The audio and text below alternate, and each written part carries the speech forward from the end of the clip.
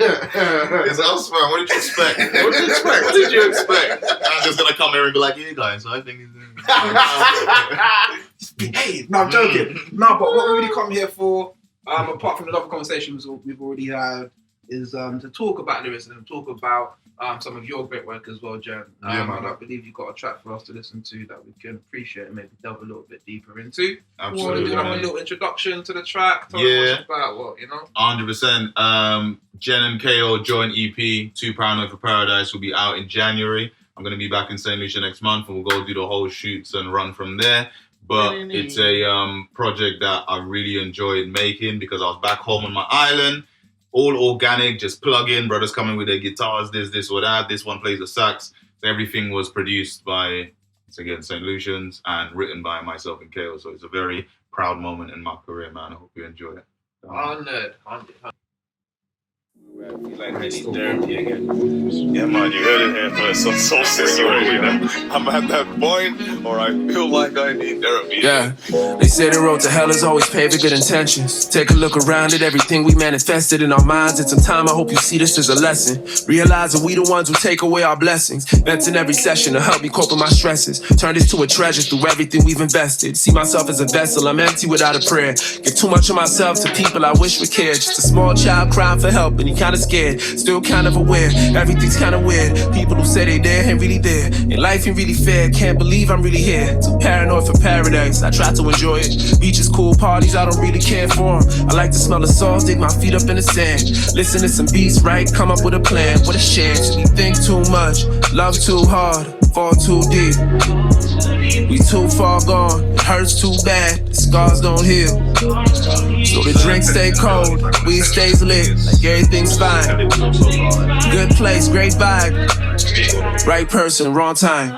Too paranoid for paradise. Yeah, he just came in, I just said Too paranoid for paradise. Too paranoid for paradise.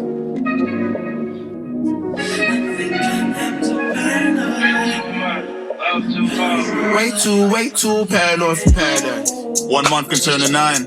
When you're on this island of mine, this feeling is great. Trying to find a peace of mind, deal with one piece at a time. But these women are so divine, so I want a piece of your cake. My sweet tooth, cinnamon skin, miss you. Give me these visions I can't get rid of again. Bitch, you always give me the formula to heal myself. Till the sun goes and then I wanna kill myself. Who thinks about suicide in paradise? Who thinks about blood with these parasites? Hanging from a tree like a hammock on the beach, but it's kind of give you freedom in our time. See, all my friends wanna reach me for my advice, but I don't even take it, so am I alive? Where do therapists go for therapy? I guess that's a definition of sacrifice. I'm too paranoid for paradise, I don't really care. I'm focused on being distracted while I'm still here. Reserve me a bottle of chairman so I numb the pain. Hold the meds with the team until we see that the vision's clear. 2-step on the beach and my bros catch a vibe. I think about Agnelli all the time. Just some thoughts from a bipolar mind, and they wonder why I'm high all the time. I'm too paranoid for paradise. Yeah, hey, I'm too paranoid for paradise. For real. I'm too paranoid for paradise. Hey, yeah, I'm too paranoid for paradise. Yeah. Way too paranoid for paradise. How come every time I'm doing better I feel anxious? How come when I'm hurting I don't say it until after? How come you be so afraid to tell her that you love her? Really I be thinking that she probably ain't gon' answer. All the happy moments they get lesser as I'm older. Lately I just find the days are really moving faster. Life will hit you hard and then she won't give you notice. So I'm only motive for the shit has been the outcome. Big up my G Smallz on the feature. We only got 2 features on there. That was Teddyson John and Smallz. Yeah, man. Bro, so tell us. You know what? I don't want to talk. I'm speechless. I'll just ramble. Love, bro. So, bro, I appreciate that, man. Amazing piece of work, and everyone, when this is out, please hit it up, man. Yeah, there's a lot of soul in it. You heard it, but fam, if there anything you want to share a little bit about that track, you want to just tell us the journey for that track in particular as well. For that track in particular, I told the story earlier off camera when we were talking about it.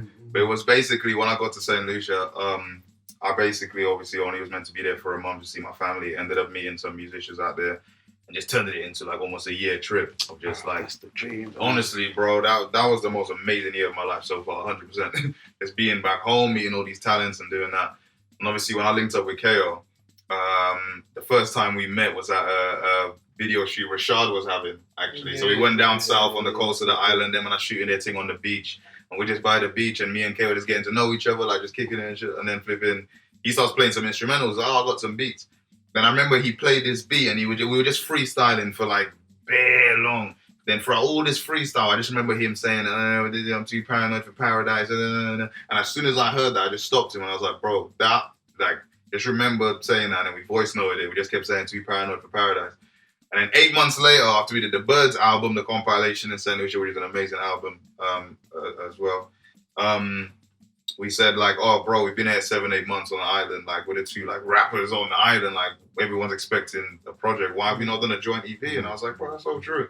And then we just literally, that was on a Sunday, called Rashad. By Monday, for the whole week, we're just in the studio every single day, just like morning to night. It's like, right, Dwight, bring your guitar, Linz, bring your keys, Rashad, bring your sax. Let's just plug in and just make some tunes, man. And then that's when we remember the Too Proud for Paradise when Kayo was going through his voice notes. And we're just like, bro, like, we have to theme it around that. Because at that point, I was talking to like, you know, Kayo and stuff a lot about like my mental health and my stuff. And he was like learning about that. So he started, you know, talking about just, the conversation like ended up forming around the whole theme of like mental health and stuff. And even if we're in the most beautiful place in the world, like you still have these feelings of depression, of isolation, of loneliness, of anxiety and stuff like that. So that's why we thought the theme Too Paranoid for Paradise works so well. It's amazing. The sentence alone is amazing. Yeah. So we named the album that, and then we made a single and then decided to name the whole album Too Paranoid for Paradise. So we worked all the other songs around it from the outside, if that makes sense. Yeah. There's a lot in the lyrics that I mean definitely stick out, but there's one from Kayo's and one from yours that every time I hear it, I'm just like my head is spun. My head is spun. So Kayo's got the whole bit at the beginning, but he lands at one line when he's say, "Where was it?" When it says, "We're the only ones that take away our blessings." And again, just the whole theme of the song, like Too Paranoid for Paradise, and that thing of like sometimes, you know, I feel like we are our greatest enemy. Yeah. What was the lyric again? Realize the blessing one. Yeah. Realize the one who wants to take away. Yeah. Like, oh, okay. Realize that we're the ones who take away our blessings. Grants in every session to help me cope with my stresses. Yeah. Like that. But that element. The way he like, ends on that bar. And the statement. Yeah. Just that statement of knowing that we sometimes can be our worst enemy, and like, do you have that battle? I mean, this is more actually on the talking on that mental health side of things. Actually, do you feel like you have that battle where you feel like you're our worst enemy, or like? Every single day, fam. Like literally, like that just sums up my life. It's like I am my own enemy, and it's like just my head going into these zones of like unnecessary anxiety, unnecessary lengths of like deep depression and stuff. And it's just like none of it is coming. You don't feel like it's coming from any external factors, and it's just all from you. Like you just fighting yourself down all the time. But like it's not a conscious thing that you're doing. It's just happening. And like you're just trying to escape from your own head. And that's why most depressed people, I was joking about it to one of my friends yesterday. I was like, that's why we spend all our time sleeping, fam. I spent like the whole of like the week just forcing myself to sleep because I was just in that deep depressive mode where that's the only way I can get out of my head. So yeah, I do feel like on that side of things, you realize that, we're the ones who take away our blessing because it's all coming from your mind. So if you just actually just work on your mental health and your mindset, then everything becomes achievable. You know? How was that though? Like finding yourself in paradise and still maybe having moments where you felt those things. It was, bro. That's the reason why I love this song, this project, and that means everything to me because it's like it was such a weird feeling. So to put it into art and to music is the only way I could have expressed it. When I was talking to people about it, like I was talking to a few people like of my brethren that was still obviously here in the UK. They're like, "Oh, bro, you're in paradise, everything. How are you feeling?" I'll just be like, "Yeah, I'm good. Just going through a bit of this and that. But man's gonna go ling." And they're like, "What?" Like I'm almost vexed with me. Like, how could you be down or depressed like in a place like that? And I was trying to explain to them, saying like, "No, I'm happy. Like I'm really happy, but I just wake up in the morning with crazy anxiety. I have attacks, and I'm just go through low phase and that." And they couldn't understand like how I could be in one of the most beautiful places in the world and still go through depression. So this is my point of this, is like, this is what mental illness is like. Yeah. Wherever you go, it's going to be there. For those of you who think like it doesn't exist or it doesn't happen, I'll put you in the most beautiful place in the world And I can take a bipolar person, a schizophrenic person, whenever they will still go through these mental battles, no matter where you go. Can't switch it off. Yeah. You see it Can't with switch it off at all. you see it with the the unfortunate celebrity deaths. Like Exactly. a lot of people that we feel have reached pinnacles of that we feel like if we had those lives we would be so blessed, whatever, and they are still going through their struggle. So that was a conversation me and my dad was having, because like he was having a hard time at the start of understanding like my bipolar disorder, and that he was just like, he just didn't understand mental health was a thing. And then I remember he said exactly that to me. He said the only, like, when I started to realize what you're talking about is when I started thinking to myself, all these millionaires and celebrities that make all that money, how can they kill themselves? And I was like, exactly. Like, you see what I'm saying to you? Like, this is what I mean. That's when he was like, okay, like, cool. Like, that's when he started working towards it based on that. Do you know what I mean? that just reminded me of that thing. I know you love Dave Chappelle as well. When he started one of his Anthony Bourdain. Yes. That, right? Yes. Anthony Bourdain. Yes. I was dying at that because I knew how much that I understand what he's talking about. Yeah. So them type of jokes, I'm just like, bro, this is that's what I'm saying. Yeah, man. Yeah. It's people. I think people can say this like really disingenuously sometimes, like when they say things like "be kind" or "you never know what you're going through on the inside." But like, it's probably the most overused cliche that's actually true. Yeah. Oh my God, that couldn't have been said any better. The most overused cliche that. Yeah, that's actually true. It makes sense. Yeah. You just never know. There's nothing. There's nothing false in the statement. There's nothing like pie in the sky or like naive in the statement. It's absolutely true. You just never know what people are going through. And I had to learn that through. My thing. Because I still went through it. I was just like, Jesus Christ, the amount of people that go through that and you just don't even know. Like, bro, trust me. Like, when people used to tell me about panic attacks and stuff before I was like diagnosed and knew what I was going through, I used to be like, what are you talking about? Bro, the first time I had a panic attack, bro, I thought I was going to die, fam. And I used to hear people saying that, like, oh my God, I had a panic attack, I ended up in hospital, like, I feel like I was going to die. And I was like, what? When you go through that, fam, it's mad. Then you start learning about, like, just deep depression. I used to think, no, you can get your way out of that. Then, boom, when it happened to me, I was like, I literally was like, I'm chained to this bed. I cannot move. And you start realizing, okay, like, this is what's going on. So I feel like the only people that would fully understand it is like when you actually go through it yourself. You know what I mean?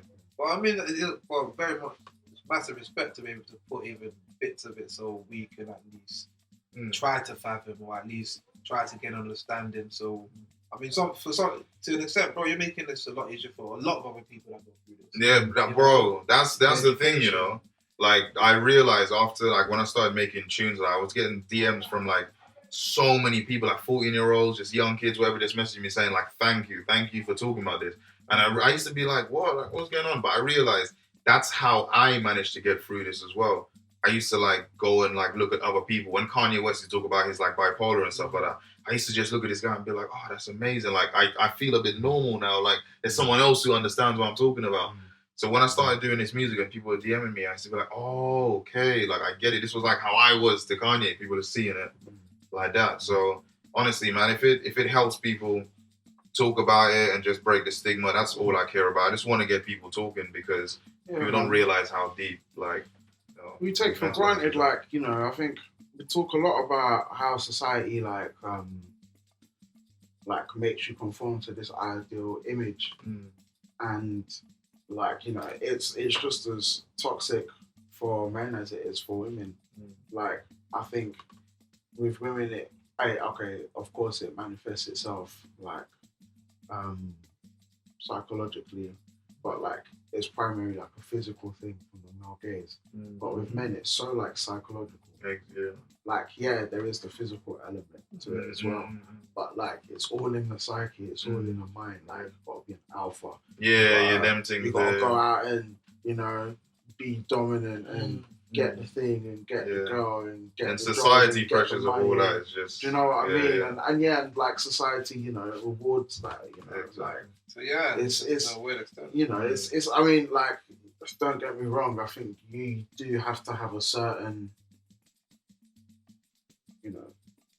I think to be a balanced man, in today's society, you do need a certain level of it. I think to be a balanced man in general, Person. you do need, yeah, exactly. Well, yeah, exactly, a person. Like, you're right, actually. So, spoke that, yeah. Like, to be a balanced person, you do need that as part of your makeup. Yeah. You know what I'm saying? But it's like, it's so over exaggerated in our culture. You know? That's facts, bro. It's mad.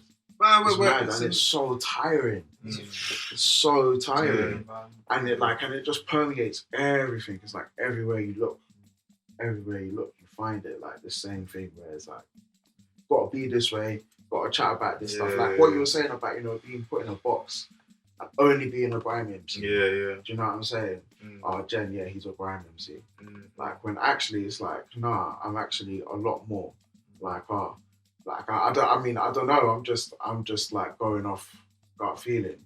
But like, if you've ever done like media interview or whatever, like, do they ask you why you talk about certain subjects? Why you what? Talk about certain subjects. Oh yeah.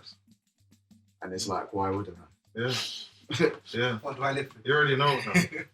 Like, why wouldn't I? You already So know. It's mad. It's so tiring, bro. It's so tiring. this is very on topic. I'm going on to your lyric in the song. Oh yeah. That is that really sticks out to me. And I say it's topical because it touches on another very tiring situation, which is race, right? And I myself, I am very interested in how our race does play into our mental health. Absolutely. On one hand, how it affects us, how we deal with it, and how it's perceived in our. Because I feel like certain conditions as well that may cause violence to arise in your personality is seen as normal in certain groups, where in certain other groups they'll see it. They'll what's the word when you give? They'll diagnose it. It's one person getting called a thug, the other person's getting called whatever. Yeah, you already know. Diagnosed with.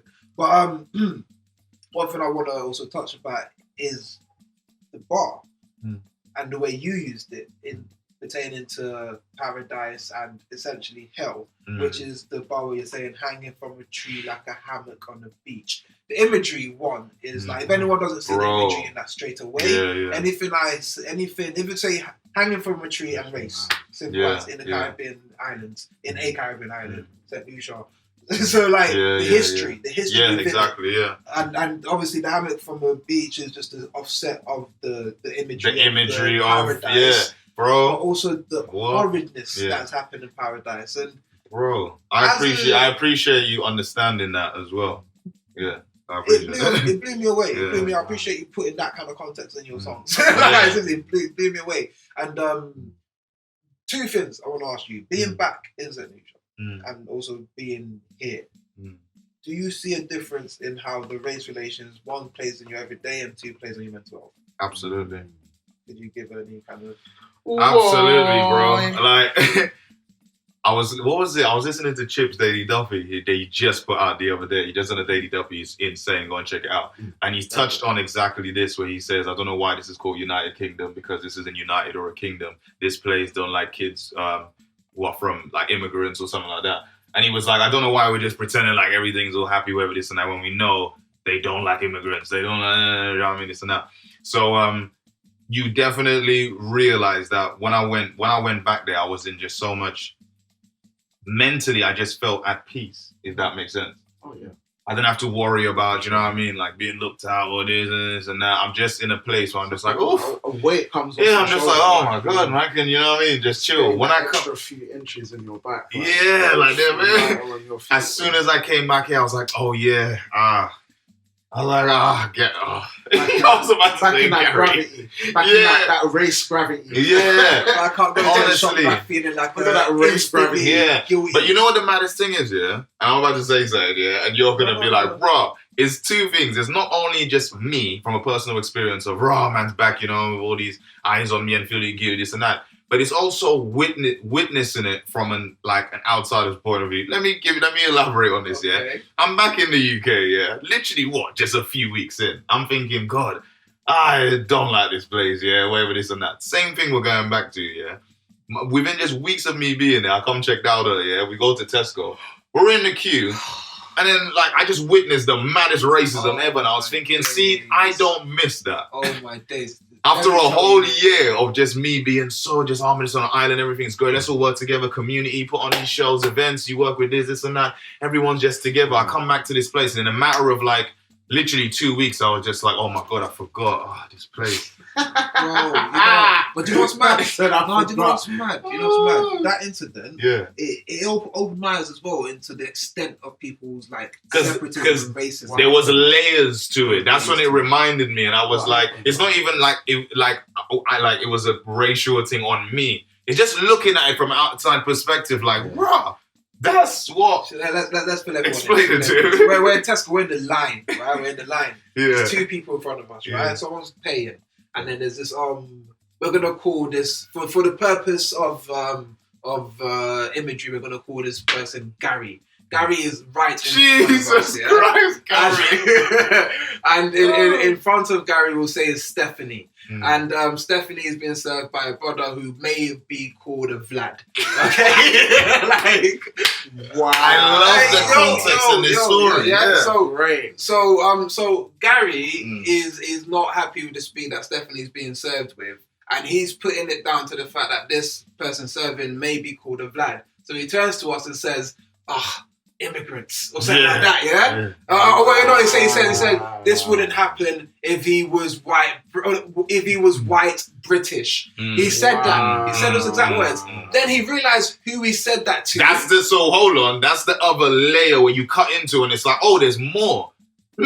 Yeah, but also, so he realized who he said that to, and then he done a double take and said, oh, I'm Black Britain. I'm Black British. So man said, oh, that wouldn't happen if it was white British. Yeah. Looks also said, oh, I'm Black British. Yeah. So like man was racist, but then had to include you in it straight away. And it's like, whoa, don't bring me in your racism, bro. Like, do you know how layered that is? But also, he was so sure in his racism that he thought he could turn around and whoever he said this to would just accept and agree that. So he turned around and like made a racist comment about someone being from some whatever, I don't know, Eastern European or whatever it was, kind of country, whatever. Then saw it was 2 black guys and you had to think, shit, I need to justify this quick. Or Black British. And I'm like, oh, so if we wasn't behind you, what would you have been saying? Like, he actually said white British. Yeah. I mean, that just defeats the point. British. It just defeats the point because this is the thing that I love about this this whole debate about like statues coming down this and save our history. About Marvel and that. I love it. You know why I love it? Because they say, like, it's their very own argument. They say that like, we're all British. We should all be British. And that should be the end of it. And it's like, okay, yeah, then wait, that's cool. And so you say, what is being British? And you say, there's a whole bunch of like cultural values that you like, you adhere to. Most of them are, whatever. It's cool. Like, it's like standard shit to make society work. That's cool. That's fine. I can get down with that. That's cool. It's no problem. Do you know what I mean? It's no problem. I'm like I like good old fashioned English manners. I won't lie to you. I hate it. I love beef over this. Beef. Why are you saying please? What am I using? I'm about manners and courtesy. I'm begging you to do the simple things, bro. No. I'm all about manners, and I don't know about this, brother. Man said, please. How you mean, please? Yeah, exactly. How do you mean, please, fam? No, I like manners and like stuff like that. I mean, that's because that's not even from here. That's from my background, growing up in the Caribbean. Yeah, but you know who colonized the Caribbean? That's what I'm saying. Don't even get me started. Yeah, but it's exactly that. Yeah, but we're not gonna pin this on colonization. It's just about like being courteous and nice. It is. I know it's from that, but is it wrong to just be like just no? thank you and please? I'm not saying this. Yes. No, I'm not saying how could it be wrong? No, not you, him. Yes, because it then creates a nature of ownership, a nature of someone who wants and someone who's able to give. It creates a stat. I'm telling you, it does. In settings, it doesn't need to. In settings where if I was to say that to you anyways, you would have done it. But because we're in a certain way, please is just wanted. It's not needed, it's wanted. It doesn't do anything. Thank you, I like thank you. It's always nice to show gratitude. I like thank you. Yeah. Please, I don't like. Please, but I find please is more important because if I tell a man to do something and I don't say please, that's the most disgraceful way of saying fetch me that now. Please is like if you don't mind, No, but I didn't say, yo, get me that, please. Oh, shit, I said it. And we end this I'm so indoctrinated. Anyway, yeah. Man's talking about manners and that's the biggest thing I pride humanity on. I'm like, at least have some, disrespect. Wait, if I just said, yo, get me that. Okay. Nah, that's rude, bro. Am I your dog? Am I your slave? See, this is where the Colombian was coming. So you don't say please to your dog? Listen, what? But if you had a dog, you don't say please to your dog. You're rude. Listen, anyway. That makes no sense.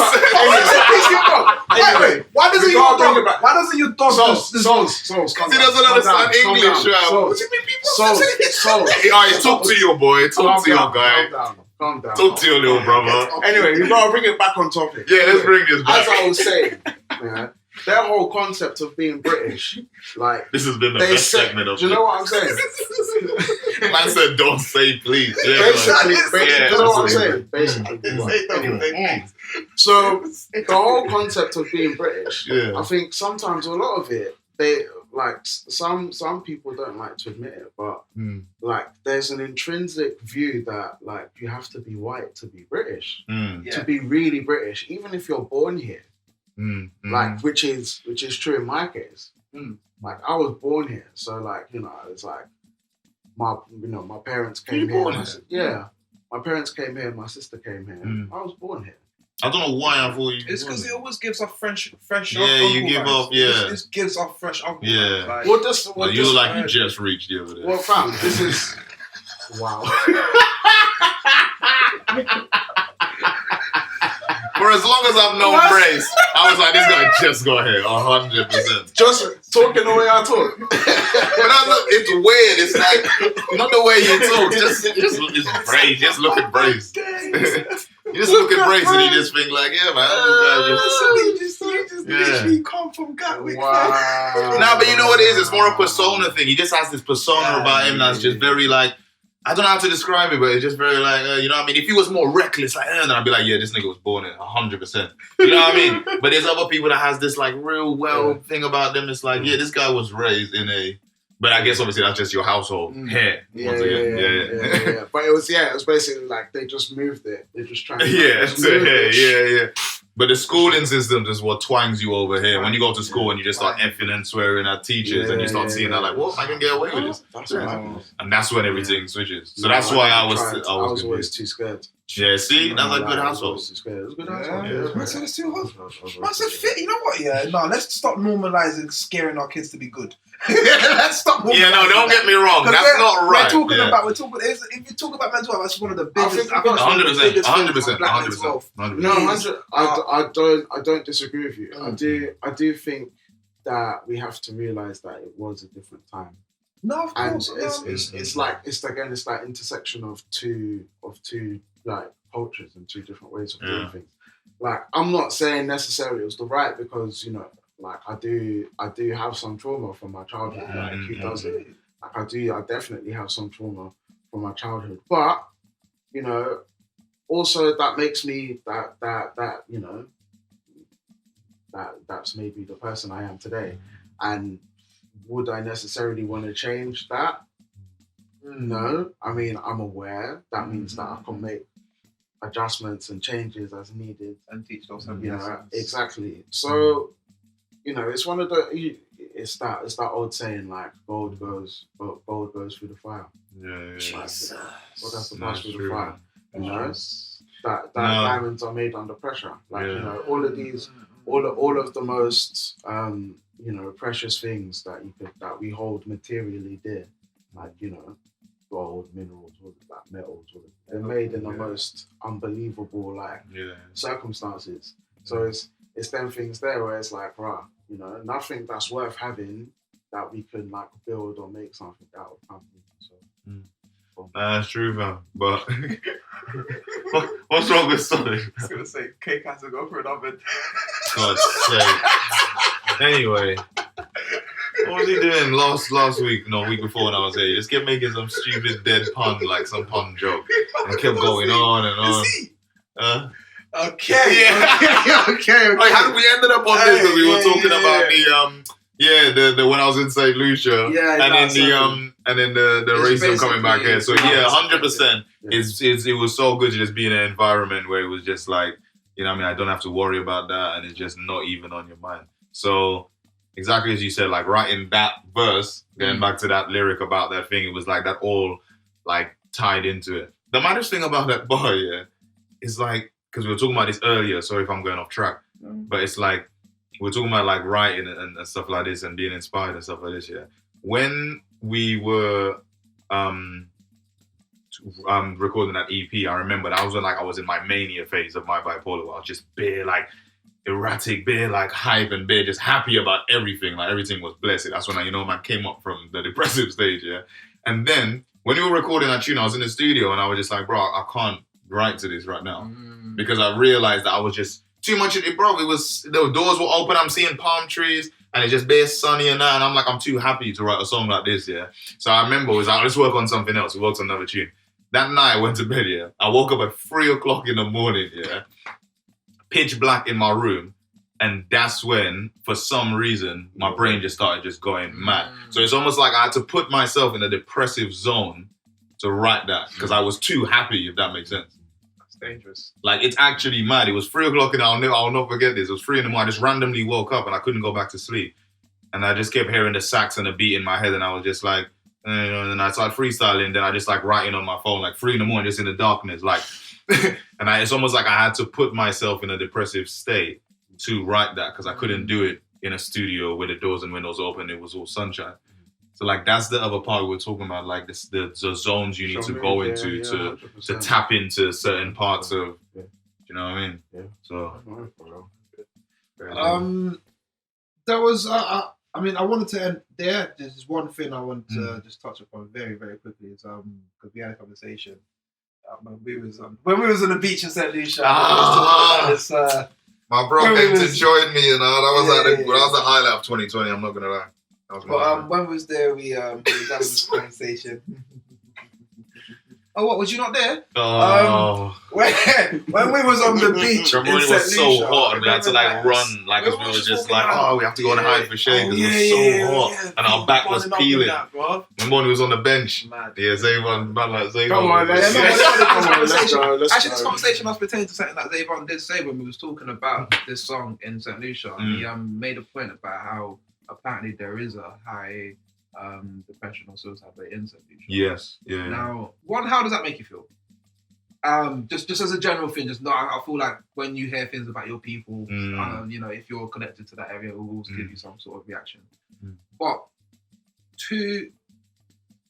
are you surprised? How did that make me feel? Incredibly sad. Because once again, it's like, it's your people. It's such a small island, and it's not something that we ever would hear about.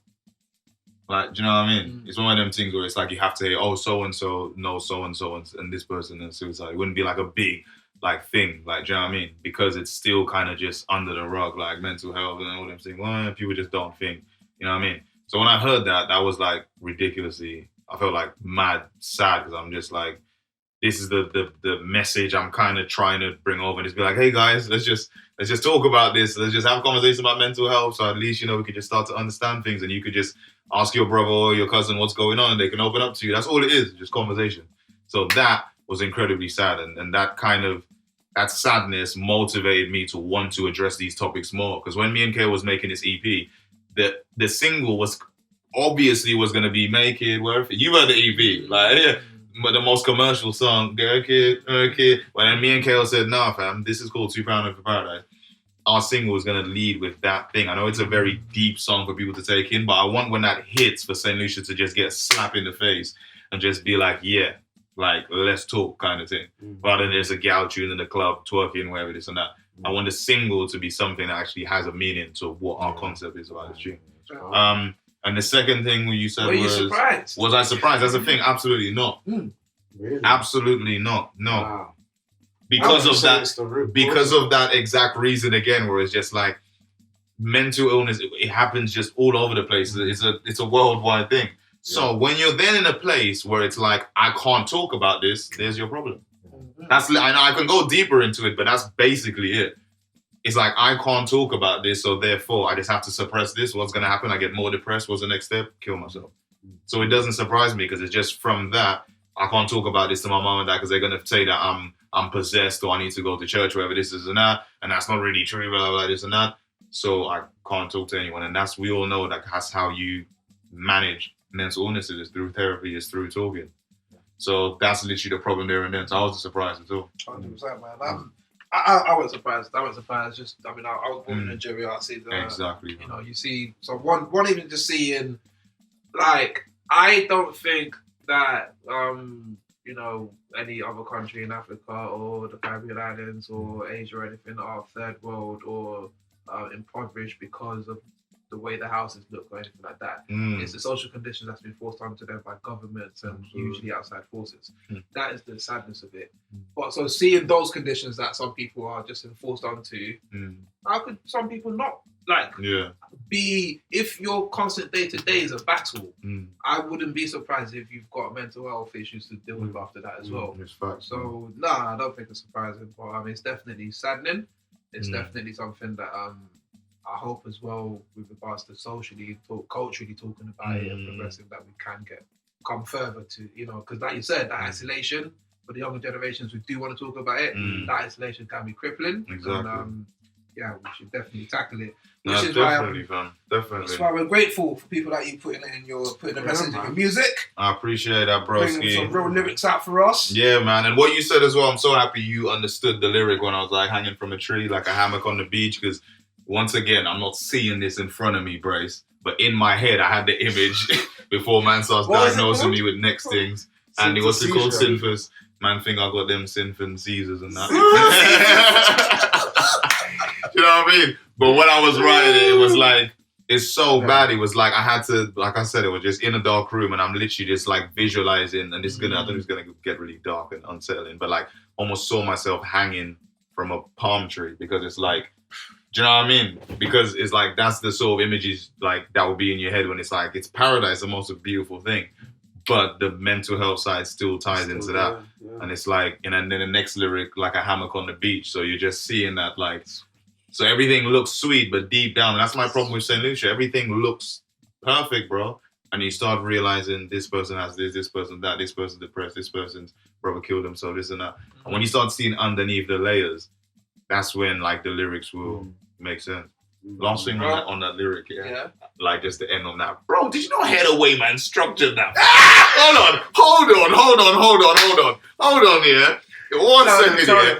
Bro, the rhyme scheme, Brace, I want to end on like a joke, because I know it's very dark and depressing. Let's have some. Listen to the wordplay, yeah? Listen to the you see what Eminem does when it's like the middle bar, the first rhyme to the last, and the first and the last.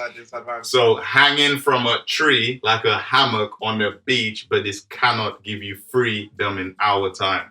So it's like the whole Our Life. It started with the Our Life, and then all them 4 bars in between was hanging, tree, hammock, beach, cannot be, and it's like, and it's all leading into a story of like hanging yourself, which is mad. So yeah, kids, don't hang yourself. Basically. Right bias there, maybe. What did I just say? Right about hanging yourself? Right about it, yeah. It's true though, but not. It's true. It's better to put these things into put those feelings. Maybe not necessarily right about hanging yourself. The feelings that would make you want to.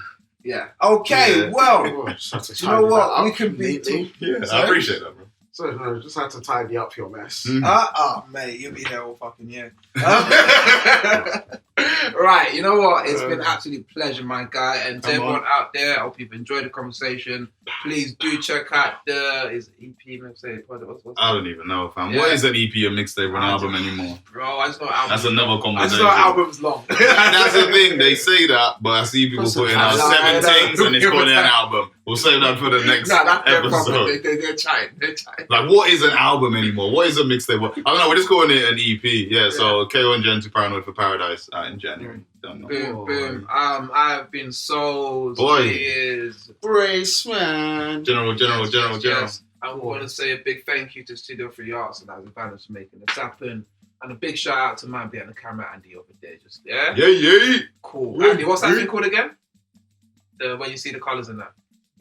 Yeah, I thought you had it. Andy loves this couch, by the way. Yeah, Andy loves this couch. You should too. Let us know what you think about this couch. Aesthetically. Synesthesia. What was it? Synesthesia. Why are you man laughing? This is what Andy looked like behind the camera. Yeah, that's me, fam.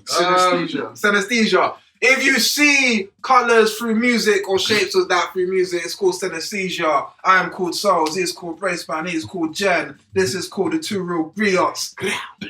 Bless all. Bless all.